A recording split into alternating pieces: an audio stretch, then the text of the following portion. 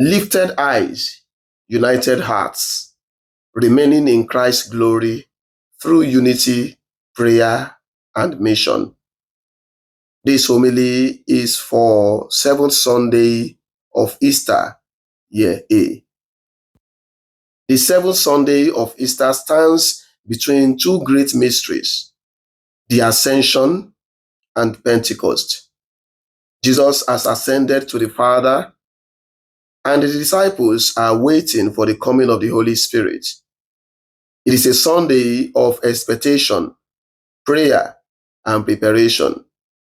At the center of today's Gospel of John chapter 17, verses 1 to 11, we hear the powerful prayer of Jesus. Before his passion, Jesus lifts his eyes to heaven and prays, not for himself alone, but for his disciples and for us.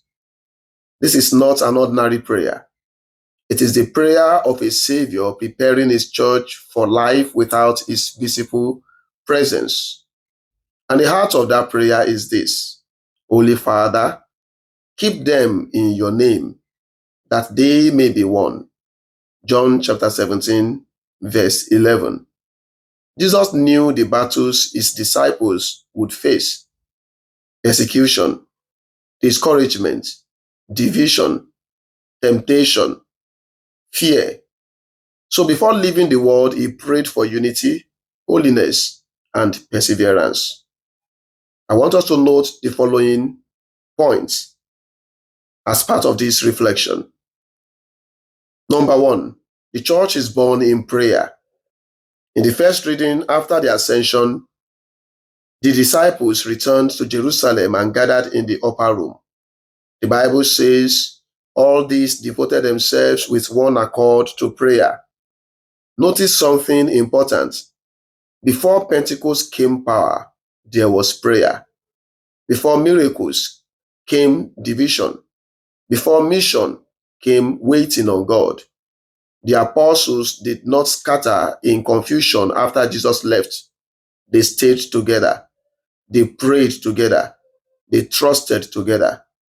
Many Christians today want Pentecost power without Pentecost preparation. But heaven moves where believers are united in prayer. Families are restored through prayer. Parishes become alive through prayer. Nations are transformed through prayer. The devil fears a praying and united church. 2.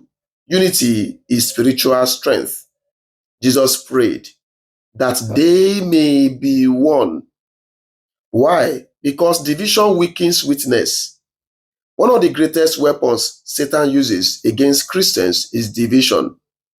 Division in families, division in marriages, division in the church, tribal division, political hatred, jealousy among believers. A divided church cannot heal a divided world.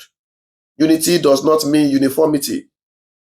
The disciples were different personalities, different backgrounds, different temperaments, but one spirit held them together. The church becomes powerful when Christ is greater than ego. Today, Jesus is still praying that husbands and wives remain one, that Christians stop destroying one another, that believers build bridges instead of walls. Where there is unity, the Holy Spirit flows freely.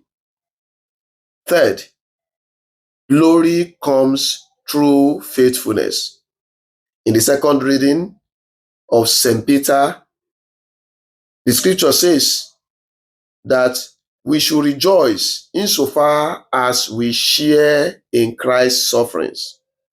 This sounds strange to the modern world. We often think glory means comfort, applause, success, or wealth. But Jesus reveals another kind of glory, the glory of faithfulness. Sometimes following Christ will cause us rejection, misunderstanding, sacrifice, endurance. But Peter says, do not be ashamed to suffer as Christians. 1 Peter chapter 4, from verse 13 to 16. The world may mock holiness. The world may ridicule purity.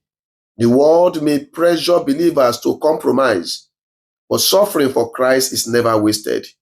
The cross always leads to resurrection. Number 4, we live between Ascension and Pentecost. This Sunday reflects our own spiritual lives. Like the disciples, we have seen God's promises, but we are still waiting for full transformation.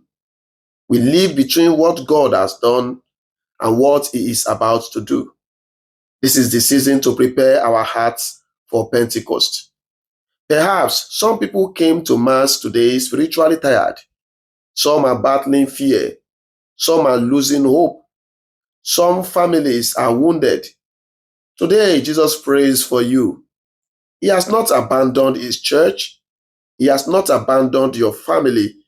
He has not abandoned your future. Christ ascended not to leave us, but to intercede for us before the Father.